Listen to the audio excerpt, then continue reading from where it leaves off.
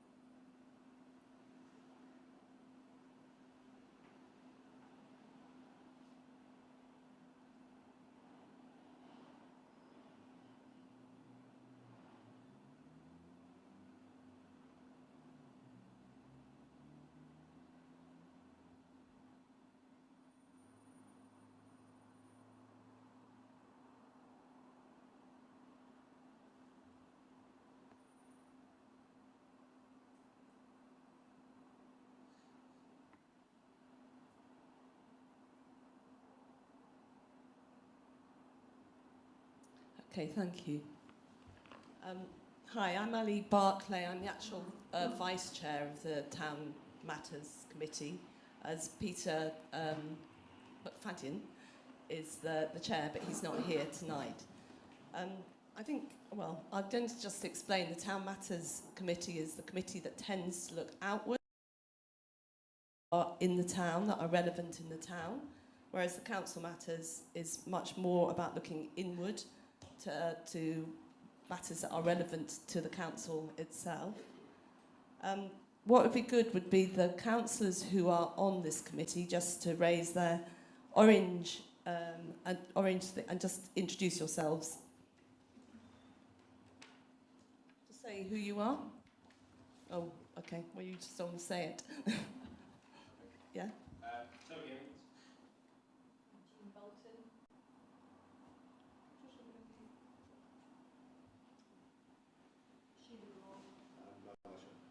Thank you.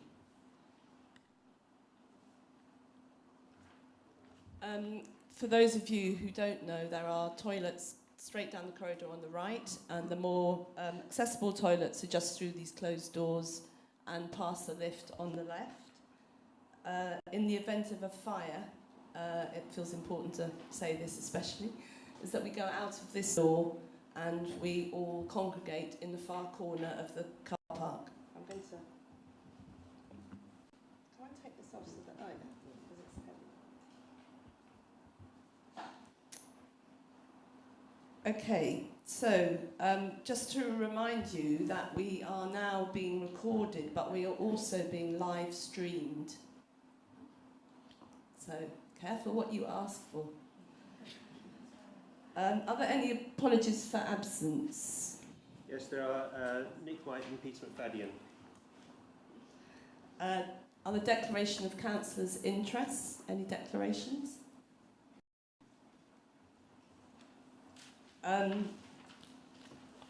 So just turning to the minutes of the last meeting, are there any questions or updates from those minutes?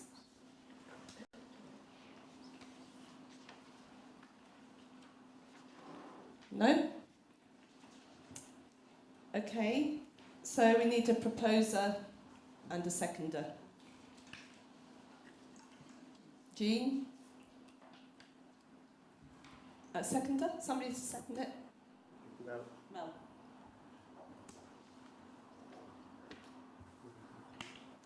Oh, is that what I say? All those in favour? That's unanimous. Okay, it's unanimous, thank you.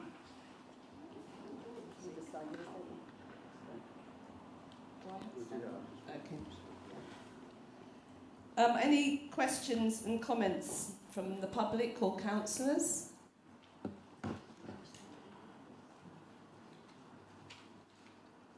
No?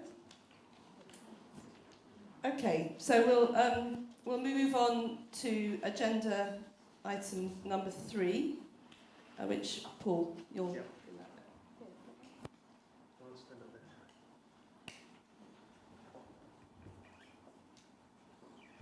Good. Actually, can I have those? Yeah.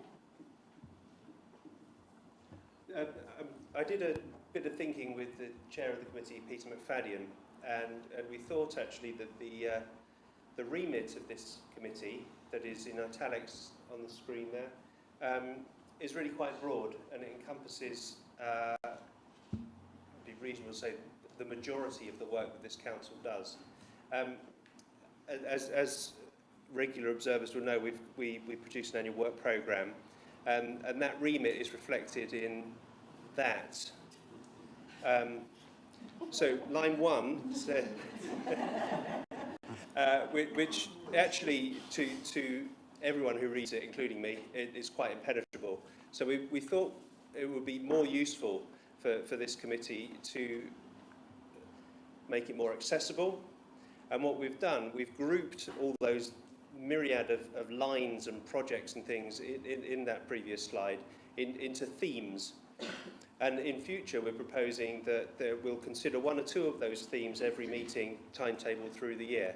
In your reports, it gives the sort of the subject matter on each of the next, I think, 3 meetings, 3 or 4 meetings. It's likely, therefore, that we're going to do this themed approach. Bear in mind that there will always be other things that are coming on the agenda that we don't foresee and things that do need to be considered. But we thought a themed approach might be the most appropriate. So just to illustrate that, on this agenda that you see before you today, there are 2 themes. One is supporting economic development, and the other one is towards a more environmentally sustainable town. So there's what it says in the reports, and that's the other one. And on the agenda, you'll see one agenda item under each of those. So all those, and in this example here, all those 8 bullets will be covered in the report and the discussion going forward. We thought that might be a more accessible way for us all to plan ahead, but also to make it more accessible for people who are interested in what we're doing. End of. That was the proposal, to adopt a more themed approach, and the timetable that's outlined in the report in front of you. Any questions? Great.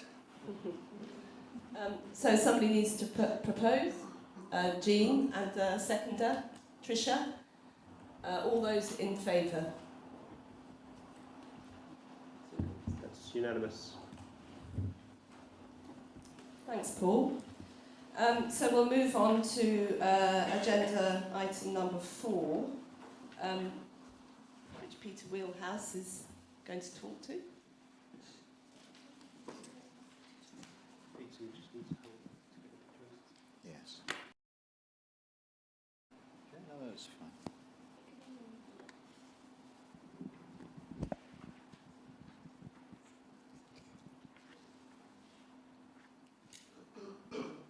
Okay, so I'm going to introduce this item, and in particular I'm going to pick up first on the Council's agenda for economic development. Hopefully most of you will now have seen that document, which we've just published. And I should just point out that the document is not new policy that we're proposing. It simply puts flesh on the bone in terms of what's in that long work programme that Paul put up on an earlier slide. And it also builds on decisions taken by councillors at earlier meetings. So it provides more detail, really, in terms of what you have decided are important things for us to pursue around economic development. So what I'll do in a few moments is provide a bit of an overview of that. I'm not going to go through all 10 pages of that document, you'll be pleased to hear. And just some examples of how we are developing the various themes under economic development. I'm then going to hand over to Councillor Tom Killen from Mendip District Council. You won't see this on the agenda, but he has very kindly agreed to come along and talk to us tonight about the Mendip Economic Development Strategy 2017 to 2020, which I understand a draft has just been published of. And what the implications are for Frome. We think that will be an interesting thing for you to hear about. I understand that we're moving into a consultation phase, so it's important that you hear what's in that strategy. And then finally, I'm going to hand over to Charlie Orr, our project officer, who's going to talk about some of the work we're doing around engaging with the business community, a really important part of our economic development agenda. So, I've just put this graphic up really to try and give you a feel for our approach to economic development. And it's not just about the economy. It's also about social well-being in the town, and it's about our environmental sustainability. And everything that we do in terms of our economic development work has those things in mind, not just the economy, but also the social and environmental impact. And that's very much reflected in our engagement with the business community. Because when we engage with the business community, we ask the question, what do businesses need in order to develop? And we try and address those needs. We also ask each other within the business community, and also how they can become more engaged in the community at large, and support various initiatives that are going on in the town. I'll just cover very briefly why economic development is important, and you'll see this in the document, Our Agenda for Economic Development. 3 key points here. First of all, there really aren't enough jobs in Frome, and that's reflected in the Mendip local plan, which identifies a need for another 2,700 new jobs between now and 2028. So that's really important for us to bear in mind. Secondly, and you've heard a lot about this at this committee and others, but Frome does have areas of deprivation and inequalities, and much of the work that we do within our economic development sphere is about addressing those issues. And another important point is that over the years we have lost many of our traditional employers. But the new buzz is in terms of the growth of micro businesses, those businesses employing less than 10 employees. And the opportunity that presents the town, owing to their innovation, and also the fact that they meet very many local needs. So it isn't just about high-tech businesses, it's also about all of those plumbers and builders and other tradespeople, many of whom are operating within quite small businesses in Frome and are very important to the local economy and the local life of the town. Okay, what I'd like to do now is highlight some of the key themes in terms of our agenda for economic development. I'll start with employment land. Now, we had quite a detailed discussion about this at the last Town Matters Committee, and one of the things I highlighted is that as sites such as Commerce Park, and you'll see there's an aerial view here of Commerce Park, as that site becomes developed out, so the pressure is on for us to identify where employment development can take place in the future. And so one of the things that we are doing is we're working closely with our colleagues at Mendip District Council as the local planning authority. We're also working with local landowners to identify where new employment land can be identified. And that's important because there's a growing demand for business space in the town and limited availability of land and premises. Another important consideration is actually how we can secure the development of new business premises. You'll see here there's a picture of Forward Space. It's from a few years ago, but it largely looks the same these days at that location across the road here. And that's provided a very useful incubator for businesses in the town. But it's full up, and there are long waiting lists. And one of the things that we are proposing to do, as you may be aware, is to bring forward land that we own and enable businesses that need to grow on. So the emphasis is not just about start-up, but it's also enabling established businesses who are bursting at the seams and need to expand to enable them to grow. And I'm sure that Tom will say a little more about those two elements of the agenda later. I mean, the reality is that we are working closely with colleagues at the District Council to address those important issues for the town. The town centre has been the focus of a lot of the work at that. You'll hear a little bit later from Charlie that we work closely with the Frome Chamber of Commerce on a variety of initiatives. One of those is a retail group that brings together town centre businesses, and that's an opportunity for us to listen in to what is important to our retail sector. But it also provides us with an opportunity to consult on the things that we would like to do in support of the business community.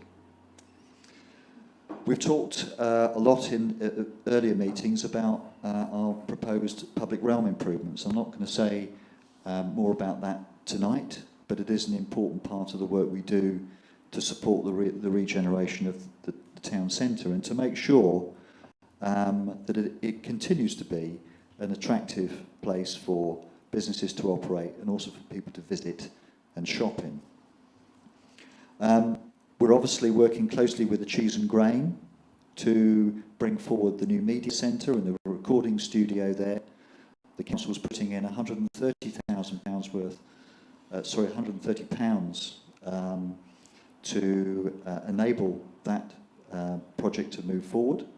The remainder of the funding is coming from the lottery, and the expectation is that we will see work start on that important development this year. We're exploring how space above shops can be converted in order. There's already one example of that in Cheap Street, which is coming forward, where the local architect Terry Pinto has been quite involved. And we're taking a leaf out of his book and the landlord that he's working with to see if we can create additional spaces in order to meet the demand for small office spaces within the town. We're working on wayfinding signage.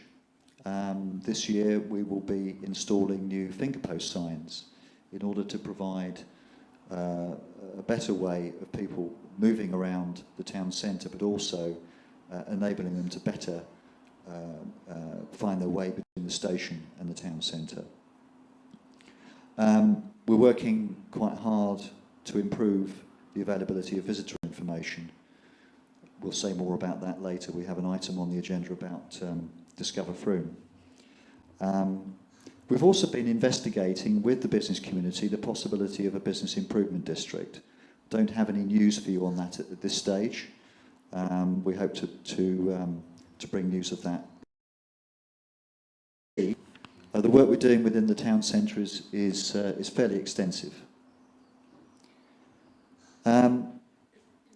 Part of our work to support the economy and part of our economic development agenda is about working with businesses and their employees to make the town more resilient and reduce Frome's carbon footprint.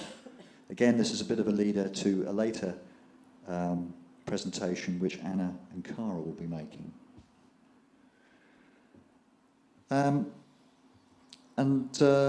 Also, we're doing what we can to prepare young people for the world of work. Again, this is a bit of a leader for an item at a later meeting when we're going to be focusing on how we support individuals in the community. But just to provide a few highlights, through our apprenticeship project coordinator who's based at Frome College, we're trying to bring education and employers together. And the take-up of some of the programmes has been excellent. You'll hear more about that at a later meeting. And lastly, but by no means least, we're working closely with the higher education sector. We're developing links with universities such as the University to improve the offer that Frome has. And lastly, but by no means least, our role is about developing a community. Not just bringing businesses together, but also businesses with community organisations that trade. And you'll hear more about that later from Charlie. So that really completes my overview in terms of the work we're doing around economic development. Dare say there might be some questions about that. So over to you. Okay, so I also just wanted to introduce Peter, because I don't know that everybody knows, but he's Peter Wheelhouse is our Economic Development and Regeneration Manager and Deputy Town Clerk. That's correct. So are there any questions or comments on what you've just been hearing? Jean. I think something just to add is a few of us were interviewed by the BBC Radio 4 yesterday, which was all very exciting, and Frome's going to be on a business. This was all about in business, and they were interested in how communities like us approach economic development. And one of the kind of interesting questions they asked is, why bother? You know, why not become a dormitory town? You know, why not become a large housing estate? And I find myself getting, you know, very passionate about it and saying, it's because we want to be a vibrant town where there's stuff going on. We don't just want to live here and go to work somewhere else. We want to live and work here and feel, you know, that there's arts and, you know, a really vibrant, engaged community. And that's much harder to do without jobs and businesses. So that's another aspect of, you know, why this feels important and why we don't just want every new development to be just housing, and why it's important to have these kind of mixed development opportunities. Okay, thank you. Any other questions or comments? Mel? Okay, I find this difficult to articulate, but I'll try. I don't disagree with anything that Peter said or what I suspect Tom's going to say, but we do need to keep our eye on more radical developments that I guess all of us are thinking, are seeing. So automation, artificial intelligence, low-paid workers not finding any job because there's no need for those people any longer. None of which fits into the kind of categories that you've been talking about. So I'm not expecting us to address that issue either tonight or in the immediate future, but we do need to keep an eye on the way that the world is changing. So some of the ideas that we've got, which I totally agree with in terms of supplying more land, might seem in 5 years' time like yesterday's solutions to a totally new economy. So I think at a future meeting, and there's other topics to be arranged later on in the year, we might just want to have a bit more thought about what the implications of that might be. Can I just say that if you look on our agenda for economic development, there's one other point which I didn't cover here because it is something for the future, but it's identified the need for us to scan what's going on the horizon and what's going on in the wider world. So there's not a great deal of detail there, and I agree that's something that we need to develop further. Great. Okay, thank you. Any, John? Could I just comment on the diagram, the circle diagram? I like the way you connect everything, but I think one circle that was missing was health and well-being. If we get all those things right, the impact on people and their health and well-being is the crucial element of economic growth. However you define growth, and there's questions about how you define growth and what you want to achieve by it, but I would suggest that if we want to have a sustainable growth, then we have to consider health and well-being of the community, and all those things fit into that quite well. So I would like to see another circle saying health and well-being. Yes. But interestingly, if you look at one of our pillars of work, it is very much around health and well-being. And we now have a new health and well-being manager, Nicola Cretney, who is here tonight, who I actually line manage. And I think what you'll find over the course of the next few years, and we're focusing on this now, actually, is how we can join up the various parts of our work programme. So the work we're doing in this area, but also the work we're doing around health and well-being and around the environment. So it's very much, we're very much on on a trajectory here, and that piece of work has already started. Okay, thank you. Neil, you wanted to... Could I just answer, just make a point about that, just to, which is what Charlie will, I think, show you in looking at some of the themes we've looked at the business breakfast. We do look at health and well-being as part of the whole kind of picture of what we do with businesses, so it's not left out. Okay, thank you. Neil, do you want to ask the question? I'm Neil Howtime from the Chamber of Commerce. I've just got 3 quick points. The first one is that I ought to thank Peter and the Town Council for everything they've done and for their engagement with the Chamber of Commerce. I happened to look yesterday at the 2005 Mendip District Council Employment Land Survey, because I'm the kind of person who does that, and it could have been written this year, because the major themes in that were that there wasn't enough land or space in Frome for people who wanted to work here, and the result of that, which coordinates with the Town Council, is that we have the highest level of people commuting, living here, but commuting somewhere else to work. And that's clearly not good for them, and it's not good for us. We, businesses, employ people, not just the people that we directly employ, but if we live here and we work here, we employ businesses, we spend our money in the town, we spend our home money on the town by employing people, so we contribute much more widely than simply being people who provide direct employment jobs. And if I can also briefly take Mel's point, I think that market towns like Frome are especially well placed to deal with the change in the world economy and the change in the way that services are delivered, and Frome is ahead of the game in many ways on that, because we have people who previously used to commute to cities to do things that they now do from Frome. We have remarkably high-skilled people in high-growth businesses that will, may be small, but have potential to increase employment, both bringing people in and people who live here already. And that is good for everybody's quality of life. So I am optimistic about that, but we all have to work hard on it, which we are. Okay, thank you, Neil. Any other questions or comments? Okay, thanks, Peter. So I'd like to ask Tom Killen to come up. Will you give your job role as well, because I'm not sure what it is. Thank you, Peter. I know a few of you, but my name is Tom Killen. I'm Deputy Leader of Mendip District Council and Portfolio Holder for Economic Development. But I also run my own business across the district as well.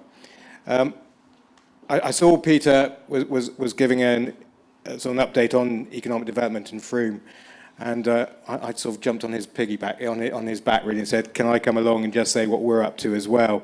Because it's very timely that Frome has released their strategy at the same time that we've released our draft strategy this week for consultation. And it's quite interesting. I'm not saying you pinched my idea, but about 3 or 4 years ago, I did a similar thing at Mendip, where I produced that diagram for the officers at Mendip, just to make them realise that the benefits of economic development go much further than just putting money in people's pockets, but that you have the social and the environmental benefits as well. And the health and well-being point was well made, and at Mendip, our 2 corporate priorities are economic development and health and well-being, because we recognise that the 2 things go hand in glove. So coming on to the strategy itself, the strategy that we've launched for consultation will run until 2020. We'll soon get to 2020. And it's been made in the context, against the context of various documents and plans that other government bodies and agencies and authorities have prepared or released. Brexit is obviously a major consideration. I guess after Thursday we've got something else to contend with. But we've also got the government's industrial strategy, which was released earlier in the year. We've got Somerset's growth plan, and all of those things, and the LEP as well, what they're up to. And all of these things have an influence on what we at Mendip can do, and then working in partnership, hopefully, with the strategy is taking forward a lot of what we've done in the last 3 years since we had our previous strategy launched and agreed in 2013. And I hope, Neil's here and he knows how bad the strategy before last was, and I hope progress has been made over the last 3 years. And I think we have developed much more the strategic links with the local chambers. We've developed an invest in Mendip approach, which is trying to attract businesses into the district, and that has been successful. We've had Commerce Park has grown, obviously, and Peter referred to it being close to full occupancy, and we've seen that across the district. We've seen Charlie Bigham come into Dorset Quarry just outside Wells. Charlie Bigham, you may know his ready-made meals. He's relocating his factory from North London into the quarry, and that's going to generate at least 300 jobs.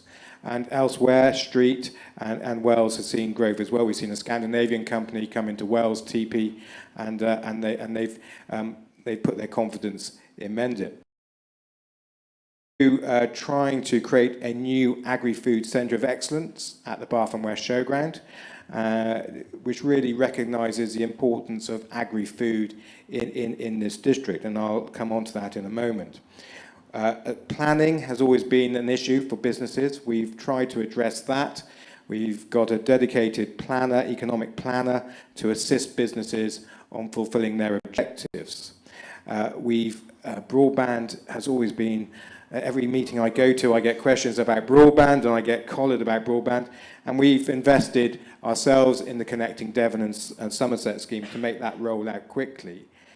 And I guess the main theme of the last strategy that has had an impact in Frome has been our Enterprise Mendip theme or scheme, where we worked in partnerships with the chambers to give business support to start-up businesses, growing businesses, and we're delighted to support events such as the Discuss and Do.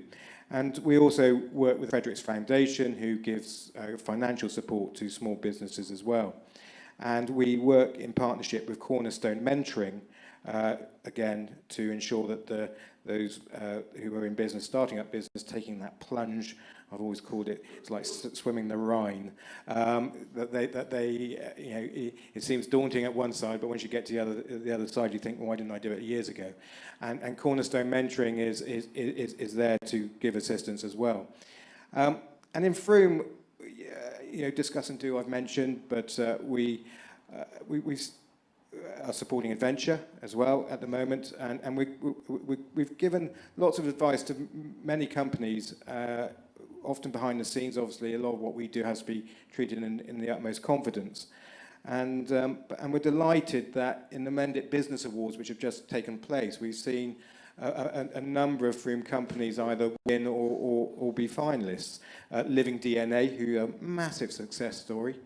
Frome Independent was there as a commercial venture. Connor Construction, Dennis Maps, the list goes on. So Frome is a successful place for business, and at Mendip we want to ensure that continues. As far as the Mendip economy itself is concerned, I'll come on to the challenges. I know you've given me 10 minutes, so I hope I don't. There are a few major challenges which we have, but generally the economy in Mendip is strong and vibrant. Employment has increased by 7% over the past 5 years, which is higher than Somerset and the GB. We've been really businesses start up and in the survivorship rate. There is a trend. The key sectors are actually not the ones that you probably would envisage, such as agri-food, but and quarrying and agriculture, but we've seen the key sectors develop to be wholesale and retail, finance and business services, education and health and social work. There has also been significant growth in construction over the last few years. And the strategy is aimed at promoting the key sectors, agri-food. Like I said, we are hoping to make the Bath and West a centre of excellence there, but where the ripples spread out across the whole district. And we're already seeing that a little bit because the Wild Beer Company, which again is a successful company, are building a new brewery there, and Bigham's have moved in. And there are spin-offs by having a pool of skilled labour with that expertise in that sector. We're also keen to promote technology, which I think will be directly relevant to Frome. Engineering, construction and manufacturing. We've got to recognise that Hinckley is happening just down the road, and there is opportunities there for businesses. And tourism, retail and hospitality, we're working with the main towns to develop a way forward for tourism. It's very important. It's an important sector. We recognise that those who work in that sector aren't necessarily getting paid as much as they should be, and it tends to be a low wage economy, low wage sector. But we want to really push tourism and make it and improve that in terms of the number of people working in it and the conditions for them. The weaknesses, I just referred to the weaknesses because the strategy, which I will come on to, it has to address our weaknesses and the threats, as well as building on the strengths and the opportunities that we have. And Peter's alluded to some of the weaknesses that we have. We have fewer high-level skills in the district. We have low-value employment, I've just stated. Retaining young people is a massive issue. 25% of the population of Mendip is aged over 65. As the number of people aged between 20 and 39 in the district is well below the GB average, and that will create social problems as well as economic problems going forward. So retaining young people is a key objective for us, is producing conditions whereby young people are willing to stay, work and live in the district. Rural connectivity we recognise as a weakness. Frome has the one train station in the district. We haven't got motorways. A lot of districts and a lot of other authorities take motorways for granted. Our roads, there was a conversation last night, we only have 2 small short stretches of dual carriageway, let alone a motorway. And so rural connectivity is one of those key things we recognise as a weakness. And the availability of flexible and grow-on business space, again, is recognised in this town. Frome Town Council are addressing that, and we hope to address that very shortly as well. And the threats are that we're keen to challenge is the constrained labour market. We're actually pretty well at full employment in the district, which those businesses who try to recruit, just getting someone to apply is difficult, let alone someone with the right skills. And the issue looming of, we call it local competitiveness in an uncertain market. What that actually means is we've got a lot of businesses who rely on workers from Europe. The cheese makers, the dairies, the construction companies, and they're going through very uncertain times at the moment because of the prospect of Brexit. Competition for employment sites is a threat. Peter alluded to employment land. We've seen in Frome challenges to allocations of employment land by residential developers. We're keen to resist that and stand up for that. And Mel's comment was absolutely pertinent when he talked about automation, because one of the points I've got written down here is increase in automation. We see that as a threat. It may be an opportunity, but it's also a threat, and we're very conscious to that. So there's real strengths in the economy, but we've got to address those weaknesses and those threats. And the opportunities I haven't touched on, but we in Mendip, Frome's got a really strong identity, which we appreciate, and we're really pleased that's the case. But Mendip has also developed its identity as a cluster of towns and villages, and we're keen to see that grow. And Peter's alluded to the stronger education and business links, and again, that's an area of work that we're working with. And I often get, when I come to Frome, I often get it in the ear that everyone talks about Taunton, but they never talk about Bath, and Bath is much more related to Frome. And we're very conscious of that, and we are talking to our colleagues in Baines on how we can work together in a whole range of areas, including economic development, and that should benefit Frome as well. So coming on to the strategy, before I get told off, 1 minute. I'll just run through very quickly the threads of the strategy and what we're going to take forward. We've got 3 threads. They're business, place, and people. That's the way strategies tend to be written. And the business one is we're keen to grow and develop Enterprise Mendip, and to continue our work with high-growth employers who are looking to expand and relocate within the district. We want to keep them in the district rather than running off to West Wilts Trading Estate. And things that we will do is continue our work with the chambers, with Cornerstone Mentoring, working with the colleges, being batting for Mendip, and continue to work with partners to develop our business planning and advice. On place, we will continue to expand our Invest in Mendip approach to draw new companies. Quality of life is very important on that. I think that's been referred to, that people, I think it was Neil who said that, entrepreneurs and business people are moving into the Mendip because they can send their children to school here, but they've also realised they can actually have an office and work and achieve things here as well. An initiative which we're really keen on is to drive new town working groups, and so we will be working more closely with the town council and others to create a working group for Frome, and that will be there to encourage a sort of a destination management approach, which will also look at things like the land allocation, commercial master plans, whatever. And as far as place is concerned, we will continue to champion improved connectivity, the broadband and the roads, and work with Mendip Tourism, and take a positive planning approach. I'm just on the last thing. And on people, we are keen to develop what we're calling opportunity Mendip, and I think this is probably the most crucial part, and it links in with what I've talked about, demographics and young people. And we've really got to put young people on the map and retaining them as, for all matters of reason, but also for economic development reasons. And we are looking at how to promote career opportunities, to strengthen those industry and education links. I think that's recognised that there has been a weakness there. Lots of hairdressers and plumbers come out of college when actually you need web designers and IT. I was going to say geeks, but it's not quite the right word, but you know what I mean.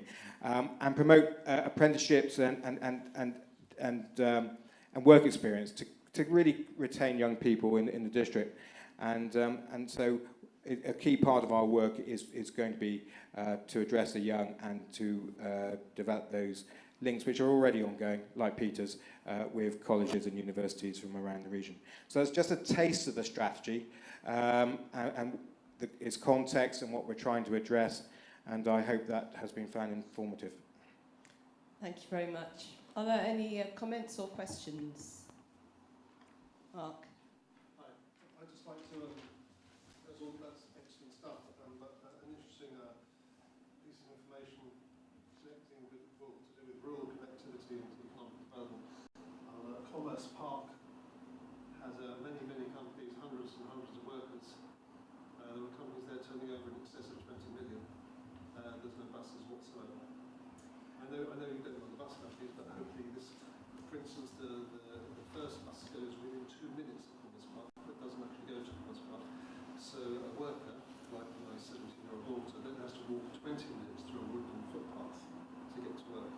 So I think if you talk to employers on Commerce Park, they're screaming out for help on this one because they can't get the staff, because Frome people don't want to go there, which is a threat, I think, to our economic development. Absolutely, I'm aware of the problem. I'm aware of the 20-minute walk as well. It's not a straightforward problem, as you may realise, because really, obviously, people use the bus to get there, and then they get the bus to come back again. So, and I've seen this elsewhere where buses are laid on, and they aren't necessarily supported as much as would be envisaged. But I think it's something that we are take away. It's not something Mendes directly responsible for, but we'll look into it. I'll give a commitment to look into it. Anybody else? Neil. I'm going to say thank you to Mendip, because people don't always say thank you to Mendip, because they have done more than legal authorities. They have engaged with the Chamber and I think with the Town Council.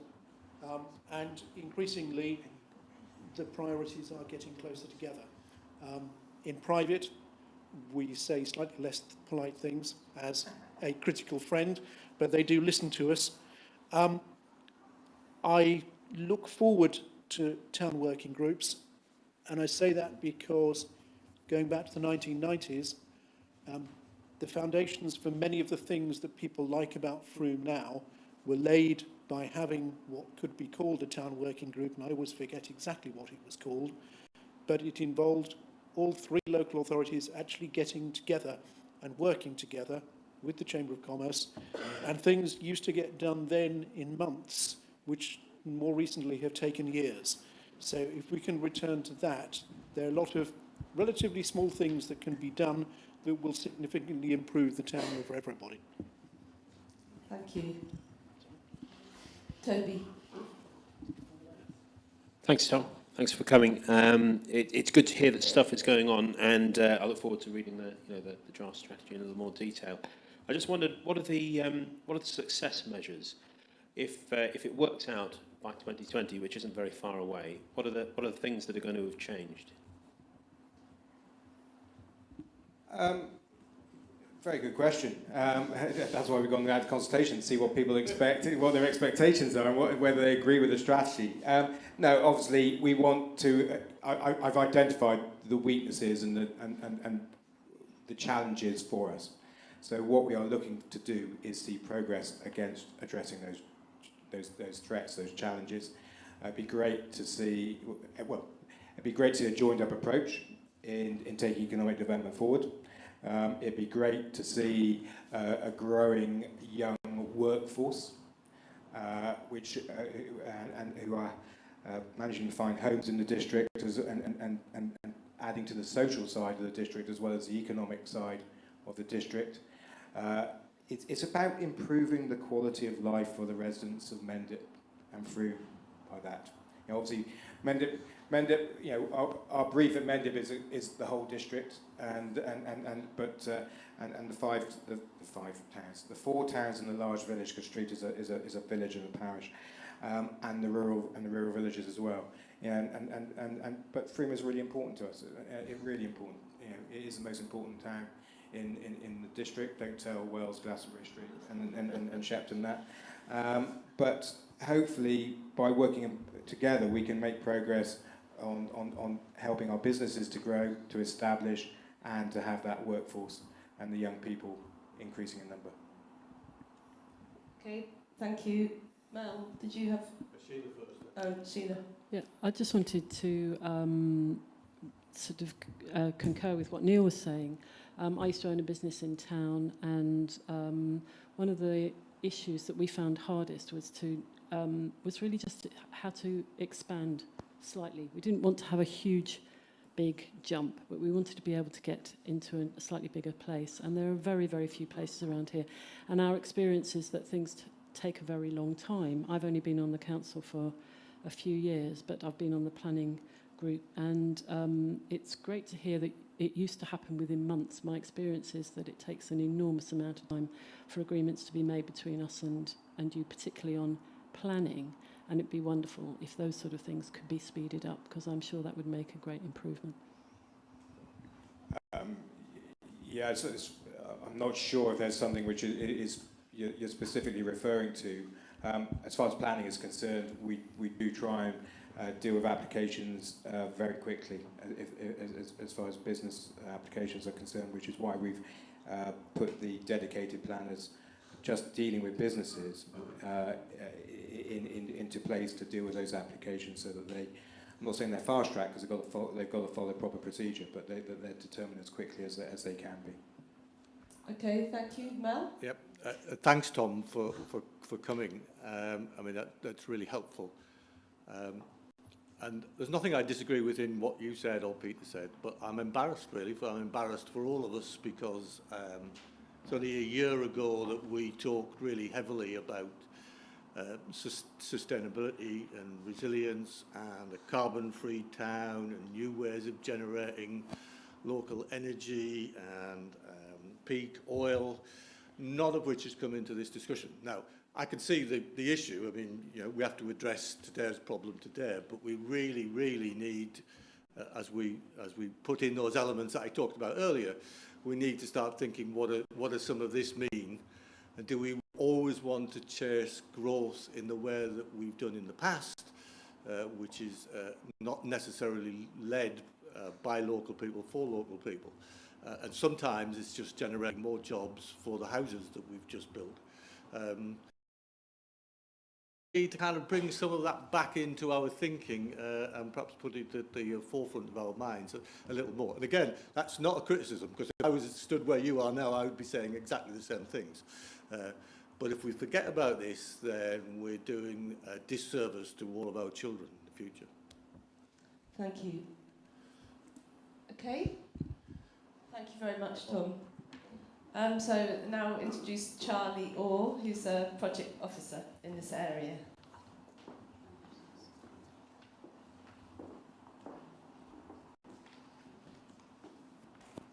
Thank you very much. Good evening, everyone.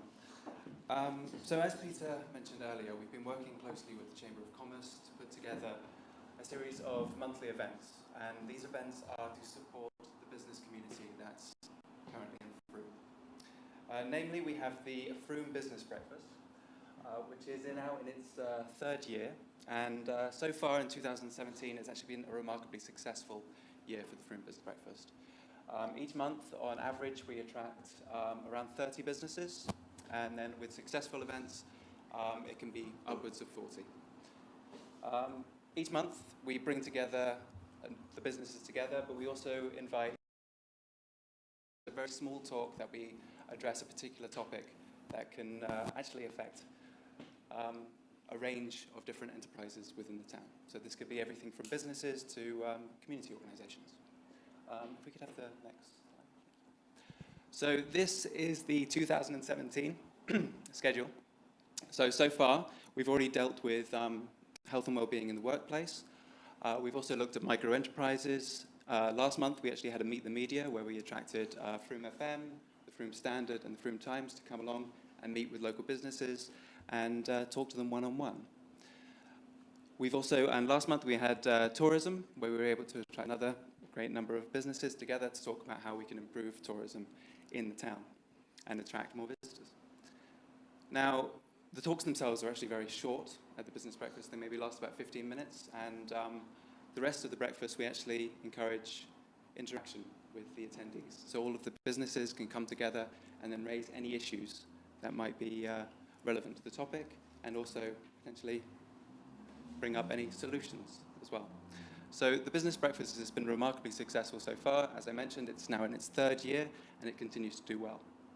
Moving forward, we'll have a number of, oh, beg your pardon, go back, last one. Moving forward, we do have a number of interesting topics lined up for the rest of 2017, everything involving introduction to social media. Now, social media has been a particularly successful topic that both the business breakfast and the discussant do have addressed, and it's one of the ones that sells out very quickly, so we're looking forward to that one. Next month, we have Doing Good Business, which we'll be looking at the Town Council's Good Business Framework. Now, the framework itself is a way to help businesses to address how their structure kind of is contained within themselves, and also to provide any advice or offer any support that we may be able to do as the Town Council. So, if we can to the next slide. The other event that we also held is the Discuss and Do, which again we hold in partnership with the Chamber of Commerce. Again, this has been remarkably successful this year. So far we've looked at everything from, and again we had a social media workshop which was very successful. So, the events themselves are generally held in a variety of spots and locations around the town. We've been holding them in different venues and kind of positioning ourselves and spreading ourselves around a number of different venues to kind of really get our presence known within the town. And it is becoming more and more apparent because each month we do attract more and more people to the events. So hopefully it's been successful and it's been exciting. So hopefully moving forward we can have many more events like that. Another new event that the Town Council has trialled, which was something that we actually trialled today, was Sole Traders, which I believe was actually very successful today, so that's good. Now, Sole Traders is a new event which brings together people that work alone. And we realise that the micro-enterprise sector of Frome is actually quite large. And micro-enterprise businesses, anything from, I think it's 10 employees or less. But actually, there's a number of people that are based in Frome that work alone. And this new event has allowed us the opportunity to bring those single-person businesses together and discuss issues or opportunities or anything that might be affecting their general work life or even their health and well-being. So moving forward, we are introducing new events, and it's looking promising. So those are the events that we're holding at the moment. Thanks. Thank you very much. Are there any comments or questions? When's your next Sole Traders? Sole Traders, a month today, I would have thought. So we'll send out more information as it comes in. But yeah, 1 month. Give them a Christmas party. Of course, yeah. Thanks very much. So we've heard quite a lot about the whole of this area, and just wondering, is that okay? Does that sound good? And that actually what would be really great would be if you have any further ideas or would like to discuss, that you contact Peter Wheelhouse, because it's we really want to continually engage with the community and develop what we've already done. Thank you very much. Agenda number 5, Jean Bolton is going to introduce this.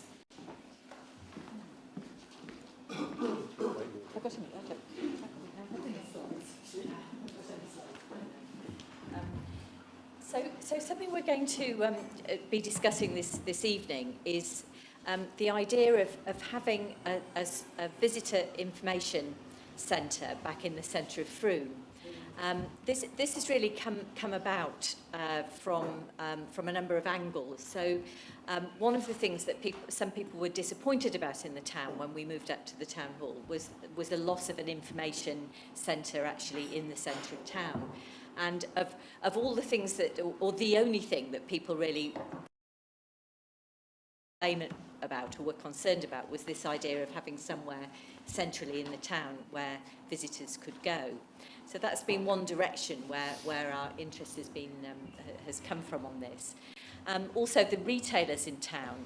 Peter went to the retail group, which is another group that we've been running with the Chamber, where retailers come together once a month.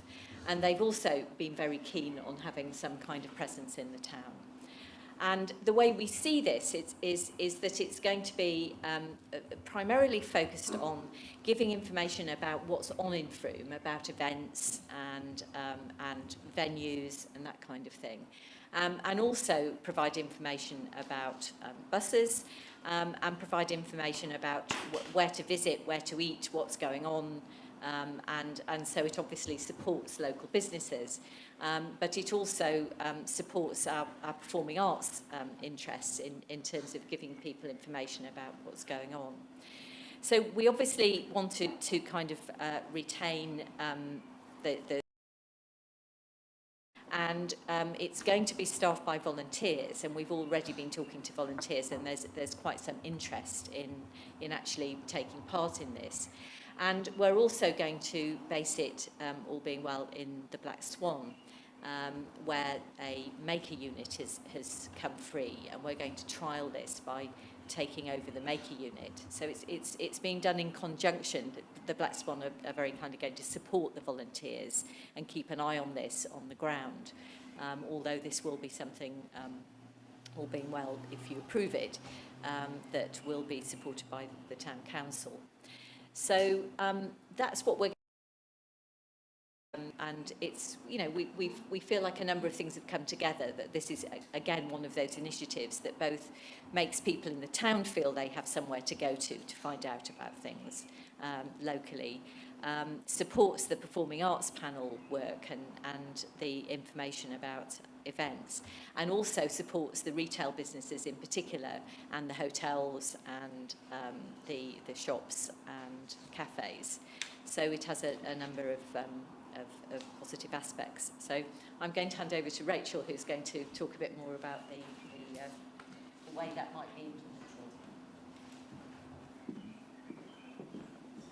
Do you want to introduce yourself, Rachel? Yes, hello, I am Rachel Griffin, and I am the Marketing and Communications Manager interim currently. So here we go. Information point, yes, we discussed that. So really I'm looking at the nuts and bolts. Here we go. First off, I want to show clear and compelling data for the information point at a central location. So as you can see in April... Sorry. It's difficult to hear. Can you... There we are. Hold it right. Upright. Is that better? Oh, there we are. Good. So in April 2016, there were 1,105 visitors to the information point that was in the library. This April, and fair enough, we had only just moved up to the town hall, but this April there were 296 visitors. Now, obviously, all of those visitors haven't suddenly stopped coming to Frome, so they've certainly stopped using the service. So this data just represents why the information point is so important. However, we don't just want to look at the it wants to be seen in context of a package of improvements to information services in and around Frome.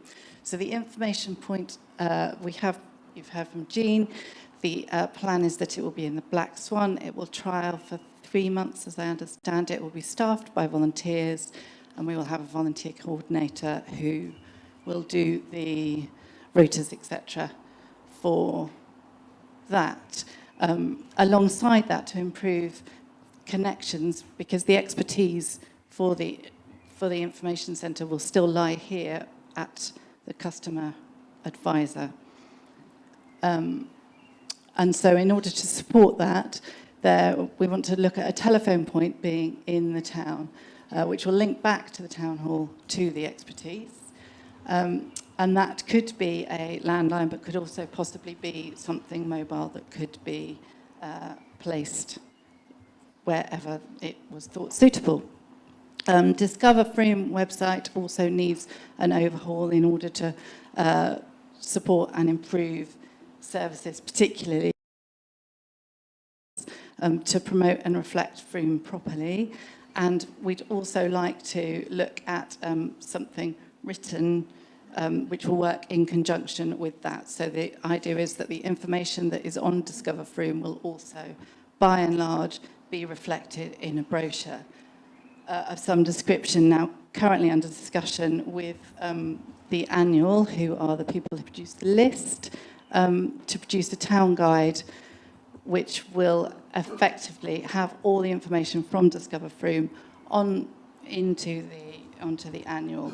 Production values are really high, it's a really good quality item, and there is already one in the vicinity. However, they haven't done one for the last 2 years. So we would like to encourage, promote, and co-produce this with them. So that really is the package of improvements. Are there any questions? I'd just like to endorse what you said and the importance of having this information centre. I don't usually work in shops, but this week I'm covering a shop in Catherine Hill. And this week I'm working in a shop in Catherine Hill to help out someone who's gone on holiday. And just to back up what you said, the other Saturday when I was in there, a very busy day, lots of sales, and only one of the customers was from vaguely near Frome, and that was Westbury. People that come from Oxford, London, Cardiff, South Coast, Sussex. So an information point when they arrive in Frome, which is probably at the cheese and grain area, is really crucial. So I would endorse what you're saying. So. Okay, thank you. Richard? Just back up what Mark's just said, I think it's not the number one question, but when you talk to people about what do you think about the new town hall, they go, oh, yeah, it's fantastic, but isn't it a shame that the information centre is not still in the town centre? So I think that's really addressing a need, and those statistics prove it, I think, so well done. And I'd just like to add, just well done to yourself, because you've done a brilliant job since you've been working for us, and I hope at some point we make your appointment more permanent, if you want it, and if we're able to. Thank you. Thank you. How much did you pay? Okay, and Neil? Yes, I'd like to endorse that and make 2 points. One is that it isn't just for visitors, it's for people in Frome. And it's important for what Frome offers, because one of the points that has been made repeatedly over the years is that if people in Frome don't know what's going on, they don't go to it. So things happen at the Merlin, which if you find out about it the day after it's on, you don't go to it. Things happen at the Black Swan, and if you don't find out about it, you don't go to it. And all of those are us spending our money, those of us who can afford to do it and enjoy doing that kind of thing, to support the things that people like about Frome. The second point, and it's not blowing my own trumpet because I'm sure this is completely independent, but about 7 years ago, the Chamber put to probably the third council back a scheme that I think is what is now being proposed. And the key feature of that is coordinating everything. Because up until now, we've had a website, and we've had an information centre, and we've had individual venues and people promoting the things that they do, but it hasn't fitted together. And I think particularly, I don't think it was mentioned, the idea of having a person, the intern, who will coordinate all those things together so that the website promotes the things that are about to happen, so that people know about them before they happen and can go to them, is absolutely key to making this successful. And Frome ought to be successful. I'll make one last point. Hull, I think, got £13 million to be the European City of Culture and to put on one cultural event every day of the year. That's 365 events. Frome must have twice that number of events that we put on. And I think at some stage the publicity should be, that's what Frome says. You haven't given us very much money. There is hopefully some that will come in directly from the Mendip Tourism Fund. But look at the number of events we're putting on without that kind of money. Okay, thank you, Neil. Do you want to come back on anything? Hi, just to back up what Neil said, the last year, the Black Swan, we hosted 56 different exhibitions in a very small space, but that's just a sort of taste of the vibrancy of what we've got in the cultural and creative industry in Frome. So I'm very glad that we're going to be welcoming you. Brilliant. Thank you. Yes, to go back to Neil, if you do look at the figures, the residence figures are remarkably dropped down too, and there are important services like bus tickets, also, I mean, you know, all sorts of services that happen. It's obvious that an information point is imperative. And as to the marketing strategy of saying to the rest of the world, oh, look what we do, that's, you know, really what we're trying to do. Maybe not saying a sort of, you know, stuff you to the rest of the world, but yeah, to provide a coordinated approach is definitely where we're wanting to place ourselves. Okay, thank you very much. Can I just add something? Yeah. I was a volunteer for the Tourist Information Centre when it was in the Round Tower, which was purposely you know, when it was rebuilt and Lord Bath came and opened it, and it was a great sort of central, you know, ceremony of the town at the time. And this was in the 80s and the 90s I was there, and I have to say that it was hardly ever empty. We used to do bookings, people used to come and inquire, you know, with the bed and breakfast and hotels. I mean, I know we haven't got much in the way of hotels in Frome, but, you know, we did the bookings for them, and we had every sort of information. We were under the West Country Tourist Board, and we also had mysterious shoppers that would make us on our guard. We weren't expected to know everything, but we were expected to know where to find the answer to a problem. But we had a whole rota of volunteers, and now it seems to be going round in a circle again. I hope, though, also that when you do locate to the Black Swan, that it's on the ground floor. It needs to be in one of the makers' studios. Right. Okay. Cool. Thank you. Do you want to introduce yourself? Yes, Sue Cullip. And I'd just like to back up the last speaker. I was also a volunteer when it was in the Black Swan, and it was really well used, both by local people and visitors. And also, I am a volunteer at the Black Swan as well, and we have people coming in now asking for information or saying, you know, why haven't you got somewhere in the middle of town? And I know the same comments are being made to colleagues at the museum and so on. I think there's a real need for a central point. Great, so we've got 2 new volunteers for the centre. So that just takes us to the... Okay, so we've got some recommendations here. Are we voting on all 3? So we need a proposer. Jean, the seconder. Sheila. All those in favour?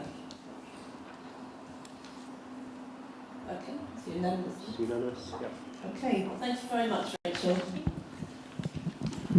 Okay, moving on to item number 6, which is going to be introduced with by Cara Naden, who's been Anne Francis, who's actually just come back from maternity leave. So Cara has been filling in while Anne's been away.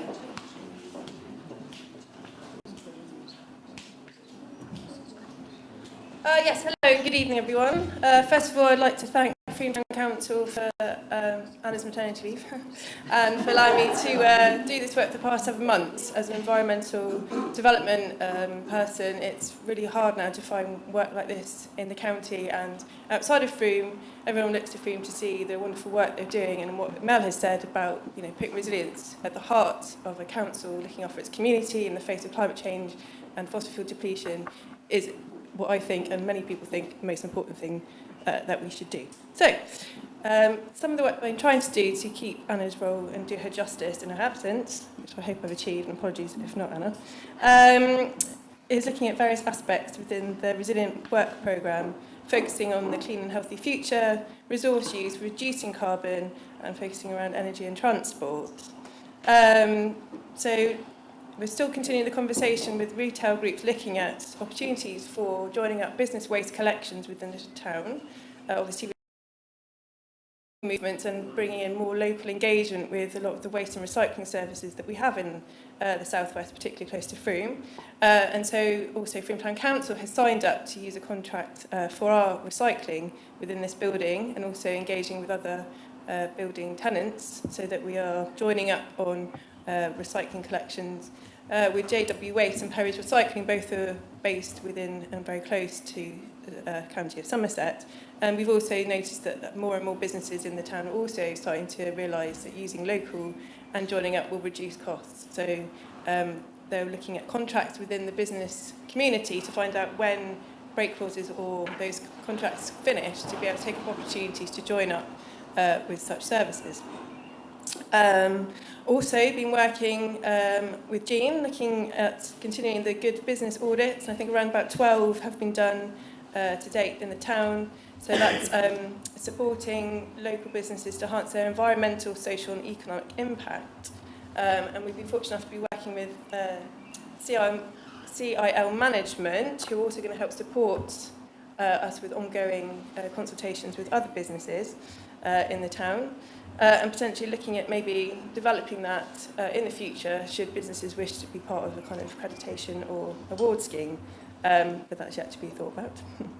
I've also been working with Frome Town Council, and we've been signed up to the Ethical Consumer, which is a wonderful organisation that gives support to making sure you make the right environmental and ethical choices when purchasing products for businesses and obviously home use. So with that, we've been looking at making sure that the cleaning products that we use within the town, for example, are all eco-friendly and healthy for workers and people using the town. And I've also drafted a green charter and environmental policy which may be useful for the council should they wish to take that on to help embed that in all of the consumer and product decisions, as well as we're working with other businesses to ensure that everything we do fits in and with the clean and healthy future ethos that this town council is leading on.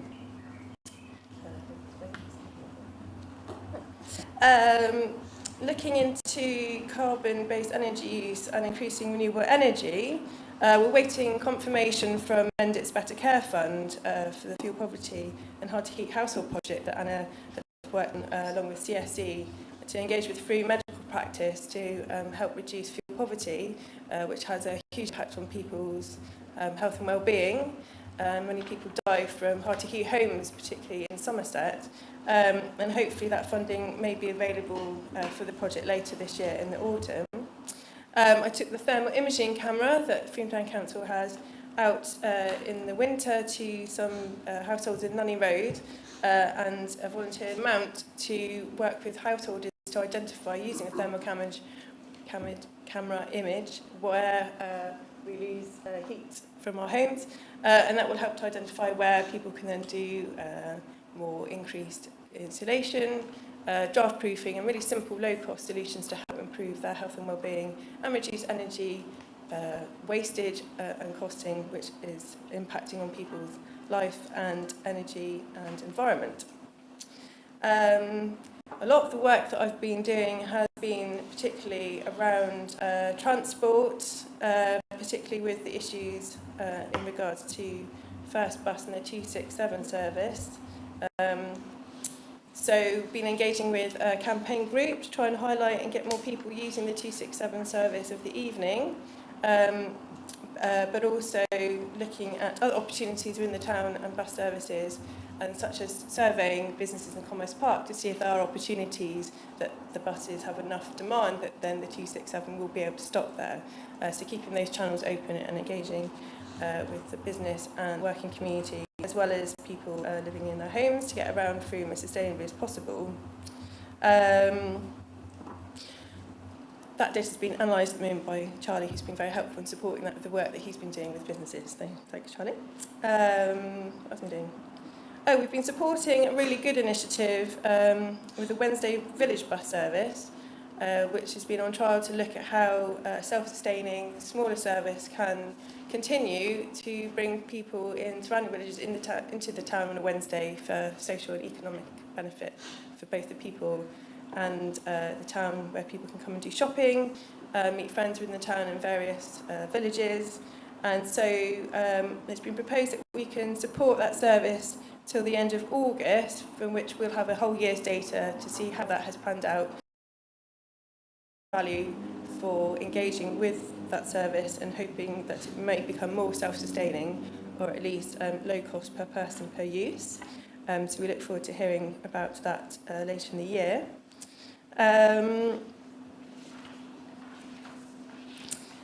We've been working on the Frome Volunteer Drivers Scheme that's been set up by Frome Town Council, engaging with volunteers to use their cars to help support people in need, particularly getting to health and medical meetings. And there's opportunities to engage with other services like Active in Touch, who we get a lot of referrals through, so perhaps there's a potential to engage and join up with other organisations so that we're not double up and cut out the sort of middle person, so to speak. So we have a kind of direct correlation, which Anna is exploring. And also maybe with that, looking at other community transport schemes, such as Mendip Community Transport, which currently cannot offer Frome to Frome transport solutions. so there could be opportunities to join up with other agents working on this within the community. Frome is now a town with the most public accessible charging stations in any part of Somerset, which is excellent, and should be proud to have reached that achievement. With that, we have now brought back a fully electric car share scheme to be able to make the most of that and to lead again on our fossil fuel free aspirations for the town. What's great, we're also obviously linking up with the system there so that people can actually drive using the power of the sun, which is a brilliant way to educate people with what can happen now with renewable energy and transport. We've also bought a couple of electric bikes, which we are hoping to complete when I get round to the booking system this week. A trial to help signpost people through health connections with Frome, to engage with health and wellbeing for people who may benefit from getting more active, and cycling being a really good thing. And obviously one of the barriers that we've heard a lot to people not cycling so much in Frome is the hills, and therefore, as Sheila can vouch, having had a go, that using an electric assist bike means you're still being active, but it takes out a lot of the pressure of going up and down, or up hills. And therefore, it will hopefully engage more people in cycling, and we can create more of a cycling community for health and wellbeing in the town. So I'm very excited by that. Later on, so in a couple of weeks' time, I've got a couple of dates that I've circulated to councillors who are interested in coming to a pop-up workshop about sustainable transport. We will be looking at more of a strategy for Frome about how we actually want to continue the support for sustainable transport, and looking at solutions here and again the kind of horizon and what's coming, like automated transport, which is potentially very exciting. And how do we get there? So watch this space and check your emails. And if you are interested in that workshop and haven't let me know, do drop me an email. And part of the work has also been around reducing waste and promoting reuse and recycling, which of course the support with Adventure on the Share Shop has been delivering excellent responses, particularly to reducing waste, electrical and electronic waste. We had some sponsorship to enable promoting and diverting items from landfill, and within Share we have many electrical items that can be shared in the community and borrowed, so they don't have to spend that money, particularly as it can be quite expensive to buy a drill that you only use for about 15 minutes. And through that, we discovered, after that trial, that 6 tonnes of electrical waste was diverted from landfill through the Share project, which is excellent and shows how successful that project is on particularly those electrical items, as well as other things that over 1,000 items can be borrowed from the Share Shop, which is an extraordinary, and again, outside of Frome, everyone looks to see how they can achieve this within their own communities. And also with that, we are aware we have the community fridge, and that's been going for a year now and has diverted 15,000 food items from landfill, which is remarkable and excellent, because if food waste gets into landfill, it produces methane, which actually is a far worse carbon than carbon dioxide for climate change. And it also highlights the issue that we probably waste far too much food in the community, so if we can share that and highlight those facts, it can be fed back to those people that create it to reduce it in the first place. And so we'll be looking at how to extend this and support other areas within the community, particularly those in slightly more deprived areas, which also benefit from accessing the fridge. So that concludes what I hope I've achieved over the last 7 months, and I will now leave Anna to talk about where to go next. Thanks, Cara, very much indeed.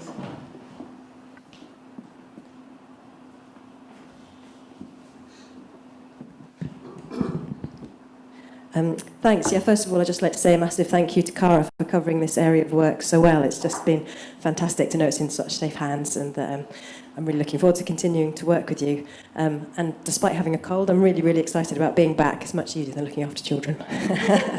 But I just wanted to say a few words about what we've got planned for the future. So now I'm back, and I've had time to think about what our priorities and sort of the approach that we could be taking. And also now that we have the new management structure, I'm really keen to look at what we're aiming to achieve, because there are some massive things like increase renewable energy generation or reduce fossil fuel carbon emissions. But what does that mean? How do we achieve that? And what are we actually aiming to do? Now we've got the fossil fuel-free plan. We actually know what's achievable. We know potentially, what we can do. We just need to now identify the steps and the partners and the costings, and have a sort of roadmap of how we actually get there. So I'm really keen to work with the rest of the team to look at how we can achieve this and make it some sort of smart targets to how we get there. And there are massive opportunities. In Frome, for example, as you may have read in the report, I'm sure you've all read it cover to cover, we spent £12 million on electricity. Most of that is fossil fuel based. Most of that is sort of transnational corporations that take the money out of the community and give it to their shareholders globally. We can relocalise that. We can look at different models. We can have not-for-profit organisations reusing that money. In Somerset alone, 600 people die from fuel poverty every year.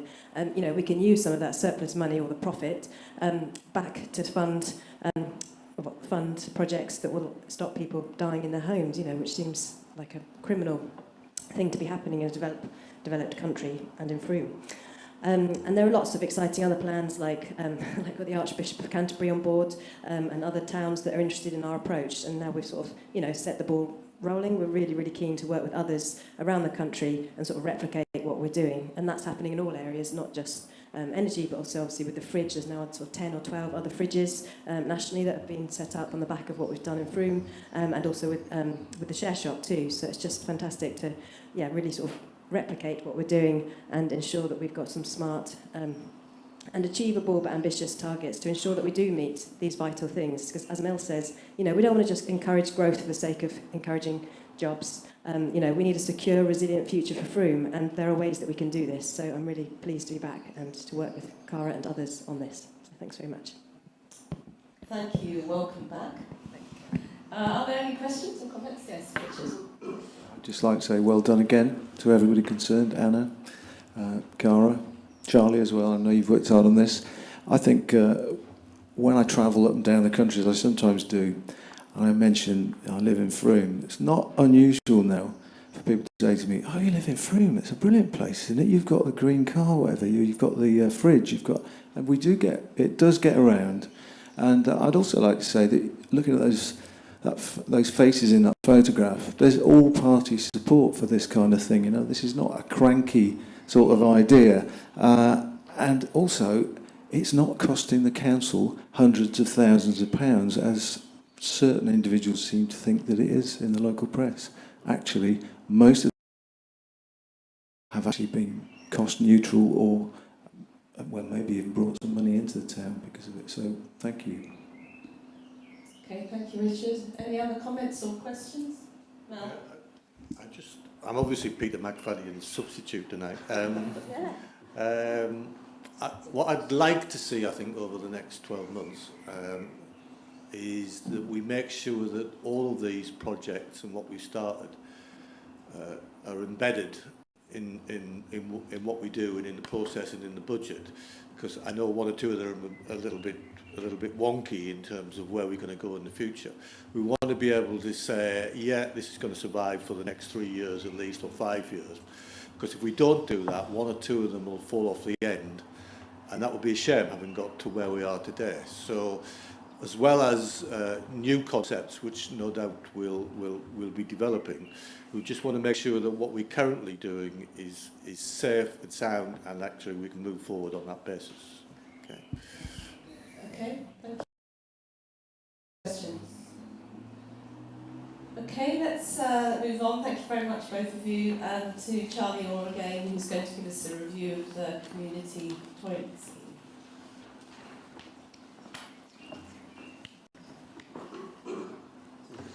Thank you very much. And hello again. Oh, sorry, yeah, can everyone hear me?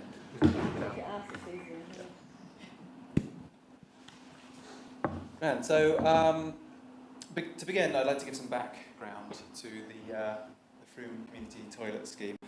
Now, the scheme itself started 5 years ago, and it came about due to the decline in the number of public toilets that were in the town. I think originally, well, at that time we might have had 6, but in 2012 I think that actually got reduced down to 1.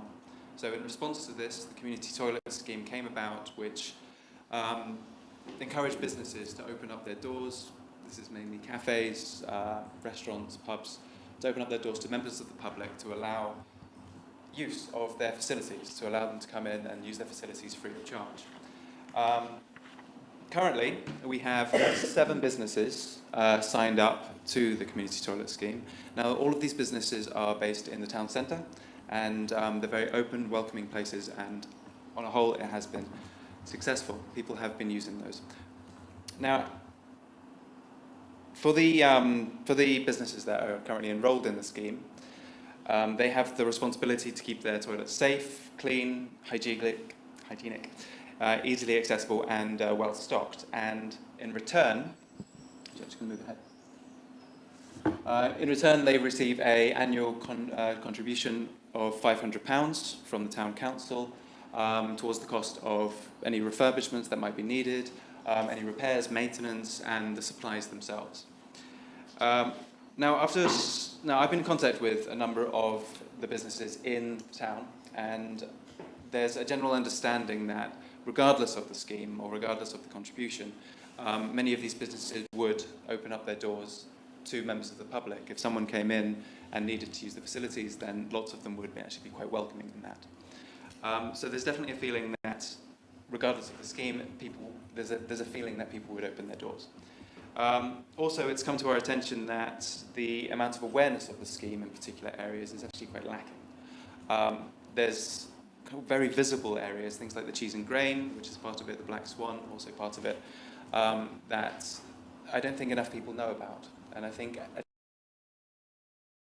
places like this stand out as part of the scheme is vital to its success in the future. There are some businesses that are involved in the scheme that are maybe down some of the side paths of Frome. They're not as visible as the cheese and grain. And so they're often overlooked as part of this community toilet scheme. So in essence, a review of increasing its awareness amongst the town is vital to its success over the coming years.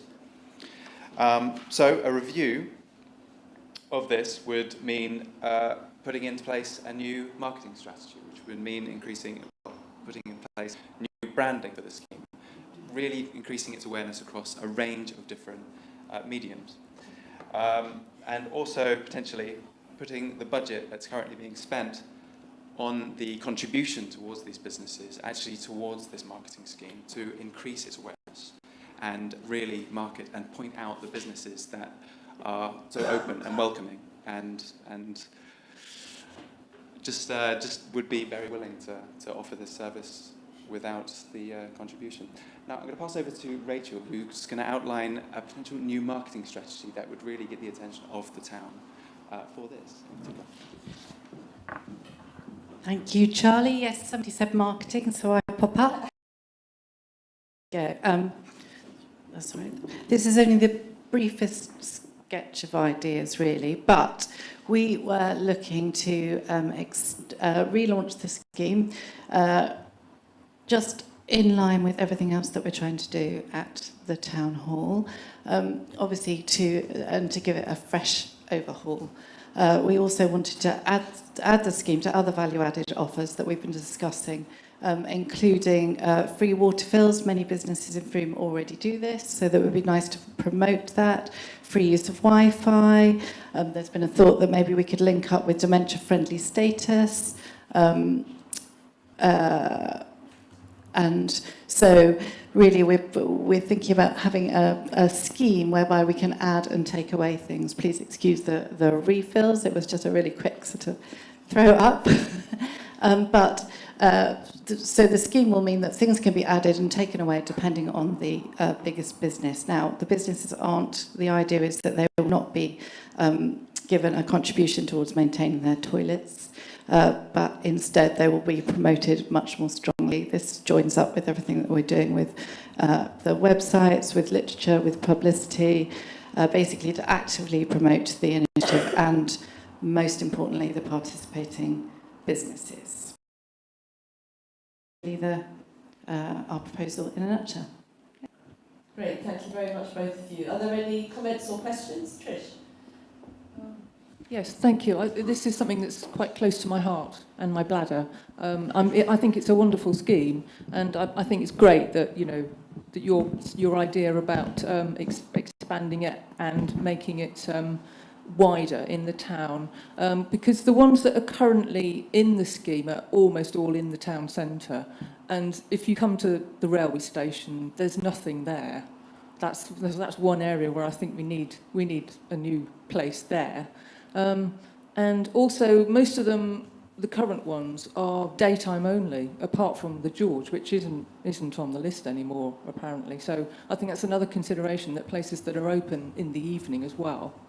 Yes, I think. And finally, just the fact that I think the signage is very important. It's all very well saying that a lot of places don't mind people using them, whether or not they're paying, but people don't know that. People don't feel comfortable otherwise, unless there's a big sign in the door saying you're welcome to use our toilets, which I see there is. So I think that's great. Thank you. Brilliant. Yes, as part of the scheme, we're hoping to get many more pubs and restaurants involved, so that will widen the scheme out from the town centre. Yeah, absolutely. At the moment, all of the businesses that are currently signed up are, as you say, based in the town centre, but there are a number of businesses, more towards Badcocks, towards the station, as you say, that could be involved in this new scheme. So yeah, hopefully we really broaden it across the whole Frome. Okay, thank you, John. Yeah, can I just add, another area you could look at is in terms of disabled access for people. I know there's been quite a lot of discussion around disabled access and toilets for disabled children and younger adults. So I think it would be quite good if there was something on that, which on your flyer, whatever you want to call it, which indicated that that particular toilet had disability access and was equipped for people who had a disability. I think that's quite crucial, really. Okay, thank you. Toby and then Rich.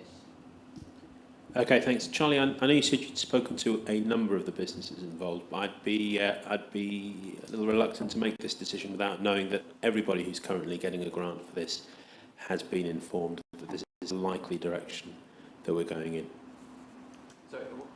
So I just want to know that actually we've consulted with everybody, all the businesses that are currently or have in the past been getting a grant for this scheme before we take this decision.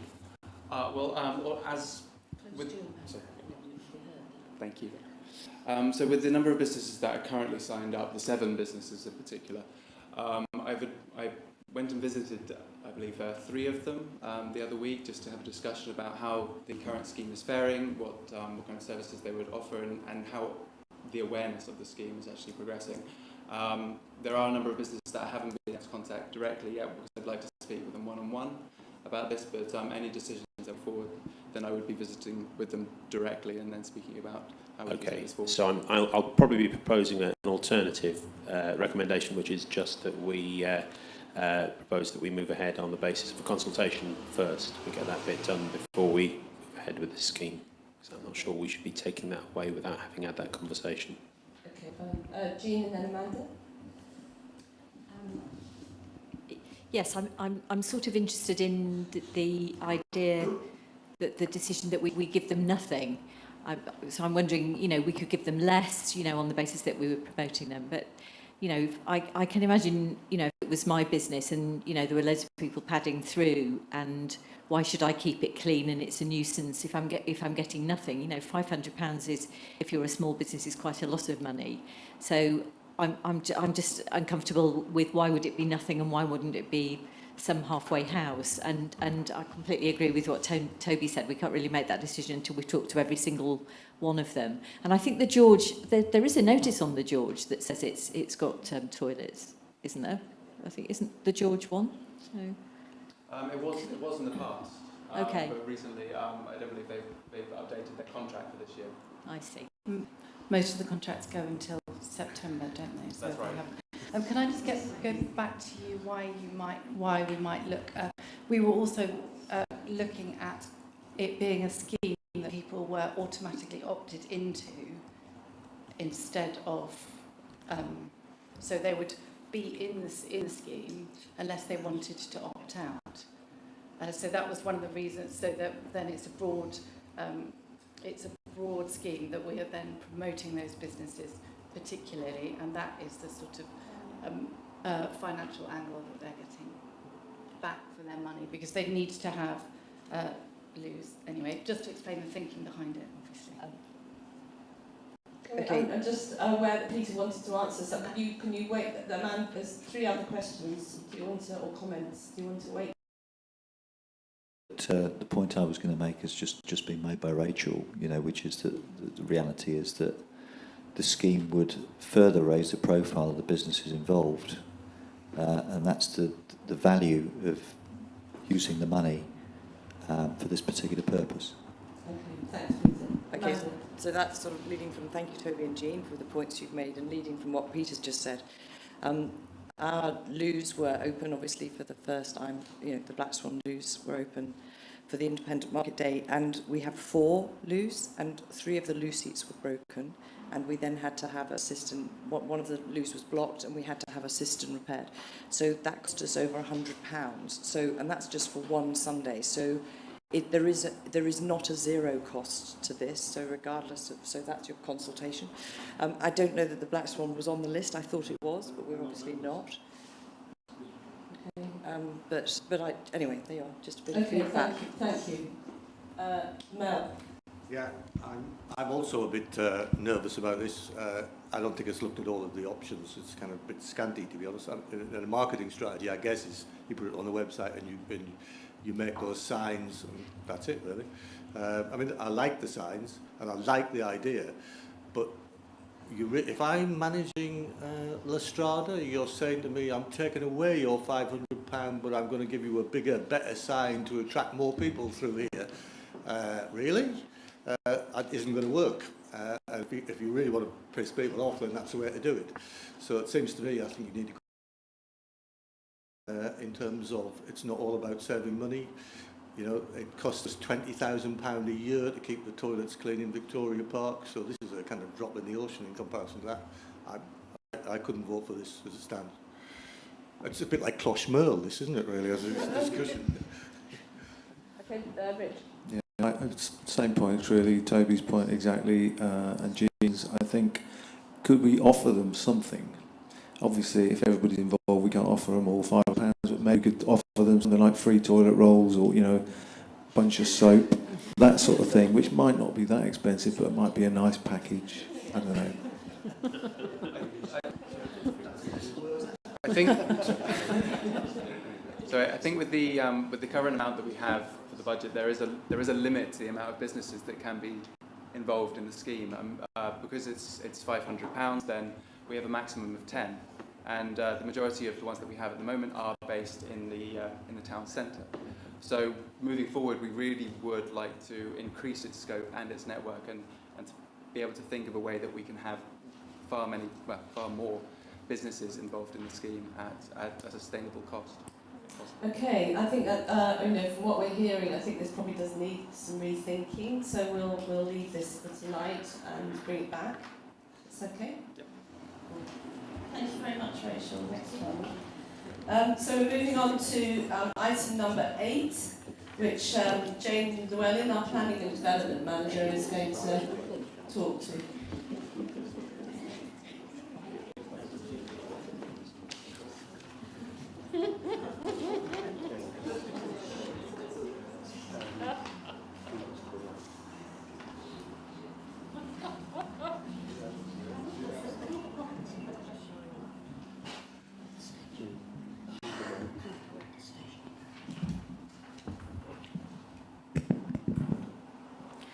Good evening, everyone.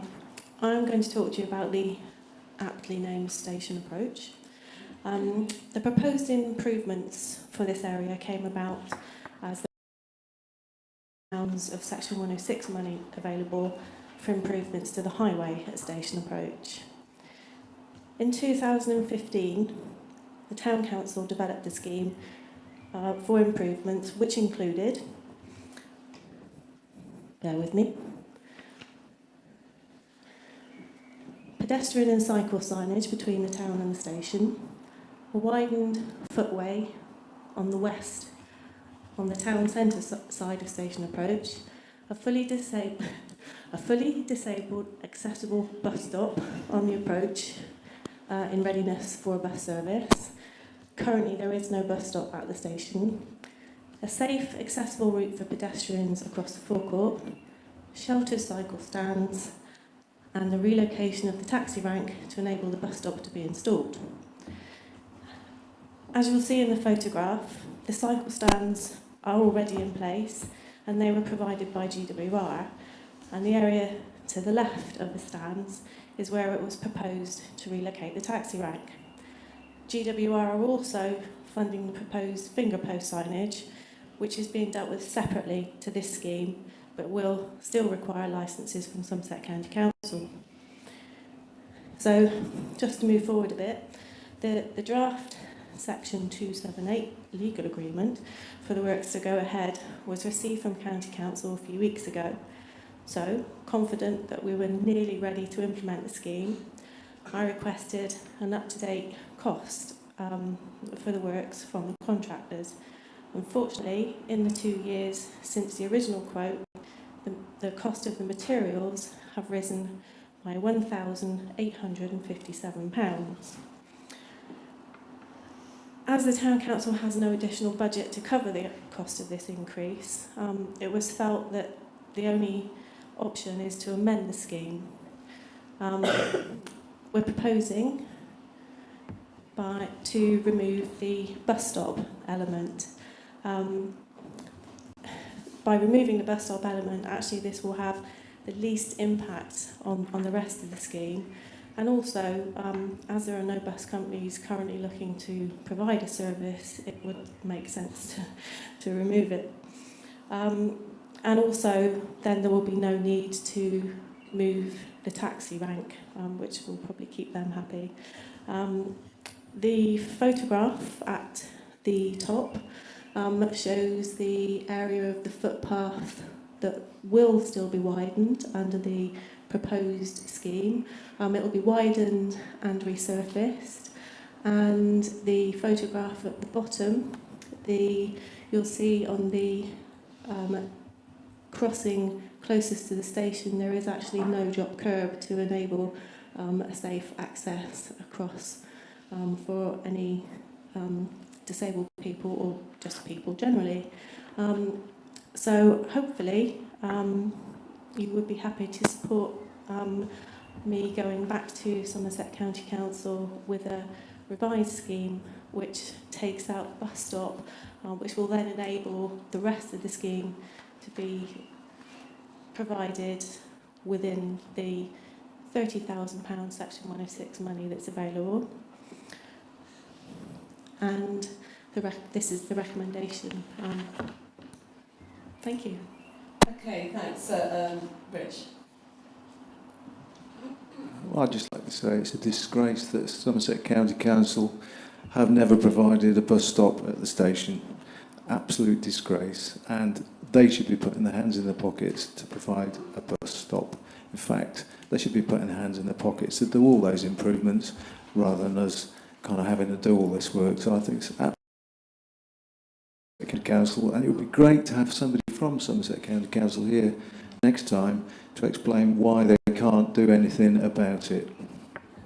Okay, we have got somebody this time, John. John's just... I would just like to mention the fact that whoever is in residence where Poundland is and is moving on, but when focus was whoever occupied that building, I don't know who owned the vegetation growing on the bank below it, but it has been a disgrace all along. It has never been looked after, and one time, because we used to live in Locks Hill, one time it was tidied up, and that pavement is really quite wide underneath that bank of, which is, it is really all overgrown and it looks a mess. And it's been a mess for years. Bizarrely, I can't explain why, but that area that you're talking about, which is just the thin bank between the pavement and Poundland, is actually in private ownership, owned by somebody who lives in London. I can't explain why. We've checked all the land registry, that's how I know that. But it is something that obviously we will be looking at as part of the scheme. Good, because it's never been kept tidy or weeded or looked nice at all. Never. No, okay. Okay, thank you. John? No, it's not my fault, no. I'm only a new boy, so I can't be my fault yet. It might be my fault in a couple of years. I'm aware that highways do have funding for some schemes, which, and we discussed this the other day at a meeting with Peter and Paul, about how we can engage with highways to actually fund some of these developments and highway improvements, which can be paid for by Somerset County Council out of their funding, and they are approachable around this. This is what I've been told. We just have to present a case to them that this is about pedestrian safety or improving the highways, whatever the situation may be. So, for example, in the marketplace development, there's been quite extensive discussions with highways, I understand. And I think perhaps one of the things that I've offered to do is actually talk to highways about the marketplace scheme, and certainly the railways scheme would be another one that we could possibly look at. I don't know what timescales you've got, because I have no idea how long it would take at this point in time. But I think it's open to discussion anyway. Okay, yeah, I mean, thank you for that. I think it would be great if we could talk to Somerset County Council about some further improvements, maybe at a station approach or in the vicinity. But specifically, this £30,000 has actually been, obviously it would have gone to Mendip originally as part of the Section 106 agreement, and has been secured by county for us to spend, but it's there, it's been waiting to be spent for a long time, and I think we're really keen to just get done what we can within the budget that we know is there. A delay of 2 years has cost us £1,800 already, so I think in this instance we'd be really keen to just do it and then look at what we could do later on. Okay, great. All right, so you did propose that? No, I don't think. Sorry. Yeah, thanks. Thanks, Jane. Just quickly, two things. Firstly, just remind us what the cause of the delay is, and secondly, the bus stop itself, the 1,000, whatever it would cost. What are we actually getting for that, and can we do something else cheaply? So the delay, unfortunately, is just down to the amount of other legal agreements that Somerset County Council has to put together, despite our continued. So it is delay at Somerset County Council. Yeah. And sorry, I didn't quite catch. So so the bus stop that we can't afford was a raised bus stop. Is that right? So yes. Okay. So the curb would have been raised to enable disabled people to have level access. Okay. Thank you. Sorry, did you say you were going to put in drop curbs? The bus stop was to put in a raised curb to help people get onto the bus on a level platform, but if you look at the zebra crossing where it is at the moment, on the at this end, there is actually there's no dropped curb and there's no tactile crossing, so that element will still be included. Which bus would stop there? Okay, I think it would be good to take you on your offer to take this back to the County Council, John, and see what can be done. It'd be great. Okay, so we've got a recommendation here. So I'd like somebody to propose. Toby and the seconder. Tricia. All those in favour?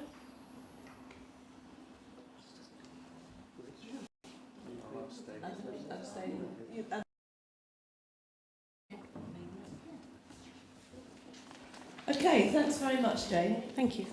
So we move on to the last item on the agenda, which Paul is going to introduce.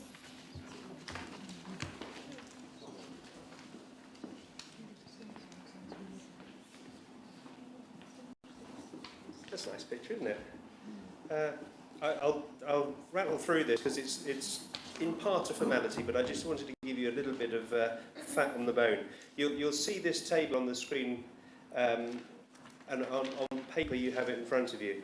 As the report said, at the council meeting in February 2016, we promised to come back with a more detailed breakdown of the costs, and this table was meant to be added to the back end of the report, but we mistakenly left it off.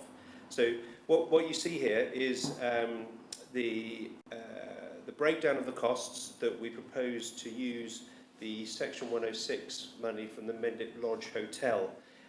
In total, that's just over 38,000, and the costs are broken down there. It may appear a little pedantic, but what we have been asked to do by Mendip District Council is to have a minute confirming that you approve this expenditure and the use of this budget for these purposes. Oh, sorry. So the recommendation is that you do, and we get on with it at last. Okay, any questions? Can we have a proposer, please? Rich, and the seconder? Jean? All those in favour? It's unanimous. Unanimous. Okay, great. Next meeting is on the 2nd of August at 7 o'clock here in our town hall. Thank you very much for coming.